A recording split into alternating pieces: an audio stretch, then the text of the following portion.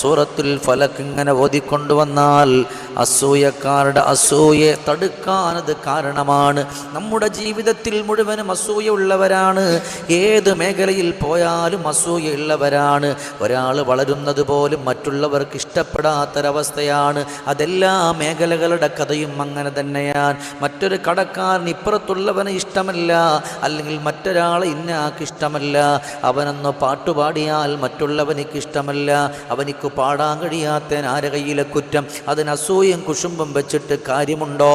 അതിനങ്ങനെ അസൂയയും കുശുമ്പും വരാതിരിക്കാനുള്ള, അവനിക്ക് ഏക്കാതിരിക്കാനുള്ള വഴി ഖുൽ അഊദു ബിറബ്ബിൽ ഫലഖ് മിൻ ശർരി മാ ഖലഖ് വമിൻ ശർരി ഗാസിഖിൻ ഇദാ വഖബ് എന്ന് തുടങ്ങുന്ന സൂറത്തുൽ ഫലഖ് ഓതിയാൽ അസൂയാലുക്കളുടെ അസൂയയിൽ നിന്നും അവനിക്ക് രക്ഷപ്പെടാൻ പറ്റുമെന്ന് ഖൽബിന്റെ മുത്തേ നബി മുഹമ്മദ് മുസ്തഫ സല്ലല്ലാഹു അലൈഹി വസല്ലം